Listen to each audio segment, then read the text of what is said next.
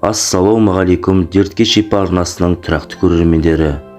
Бүгінгі видеомыз құйрық майдың пайдасы және құйрық майдан жасалатын дәрі-дәрмектер жайында болмақ. Сондықтан арнамыздан алыстамай, каналға тіркеліп, лайк пен қоңыраушаны басуды сұраймыз. Естіген боларсыздар, осыдан бірнеше жыл бұрын, атап айтқанда 2003 жылы Қытайда SARS кеселі таралған болатын. Сол кездегі SARS кесел, жұқпалы індеті, мына біздің Қытаймен іргелес Шыңжаң провинциясына дейін жеткен болатын. Бірақ бір қызығы, сол Шыңжаң қаласындағы 3 миллион қазақ қандастарымызға сол кесел жұқпаған. Сонда Қытай үкіметі ол жердегі ғылыми жұмыспен айналысатындар неге 3 миллион қазаққа жұқпағанын зерттегендегі қорытындысы, олардың тамақтану процесі қой еті, сиыр еті, қой сорпасы қазақтың ұлттық ғасырлар бойы пайдаланып келе жатырған дәстүрлі тағаммен байланыстырған екен. Сондықтан бұрын ет жемейтін Қытай өкілдері ет жеп, сорпа ішіп, құйрық майын жеп, тамақтарының процесін қазақтардікіне ұқсата бастаған.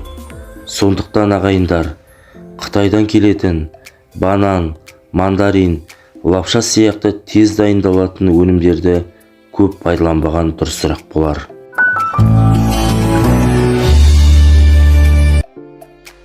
Қазақтар қой десек, бірден қойдың құйрық майы есімізге түседі. Жөтелді басып, қақырықты босату үшін құйрық майды шыжғырып 50 грамм мөлшерде ыстықта ішіңіз. Тұмаудан болған созылмалы жөтелге құйрық майды ыстық сүтке қосып ішеді. Жаңа туған бөбектерді әр 7-де 1 рет тұзды суға шомылдырғаннан кейін суықтан сақтану және теріні жұмсарту мақсатында қой майымен сылайды. Бұл негізі балаңыздың сымбатты әрі сау болып өсу үшін пайдалы. Және небір массаждық майлардан гөрі осы құйрық май өте шипалы. Балаларға тұмау тиіп жөтелгенде алқымды, алақанды, табанды қойдың жылы майымен сыласа сауығады. Денеге қатты суық өткен кезде ұйықтар алдында табанға жағып жатса, таңға дейін денедегі суықты алады. Ұйқыңыз тынышталады.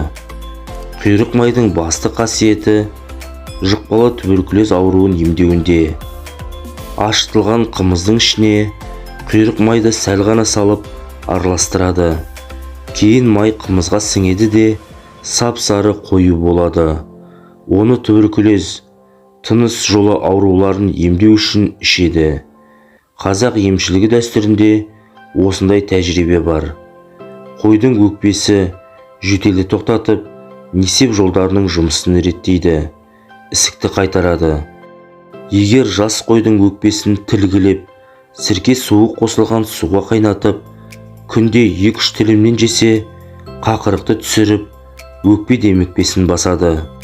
Қойдың тоқ шегін, сәбидің көк бауыры ауырғанда, шажырқай майын сыдырмай, дөңгеленген күйінде кіндіктің үстіне қойып, сыртынан орап қояды.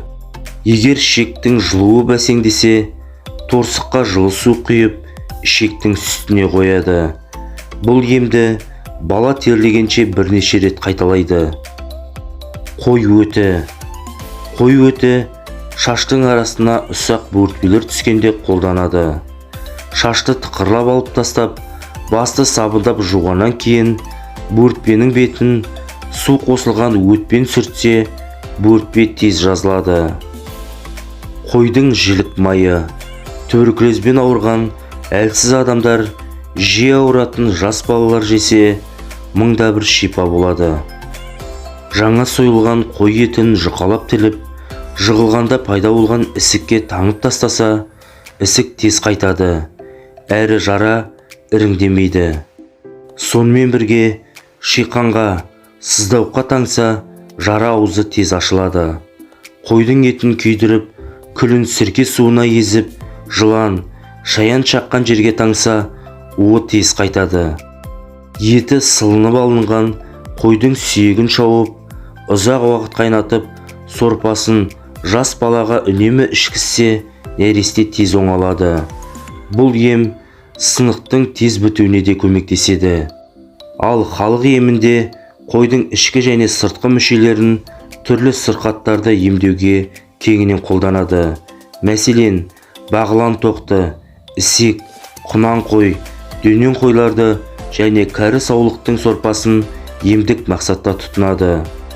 Ендеше, қой етінің ем түрін біле жүріңіз. Қойдың етін ауыр науқастан кейінгі дене арықтауына, әлсіздікке және босанғаннан кейінгі аналардың денсаулығын қалпына келтіруге қолданады. Бұны сорпалау деп атайды.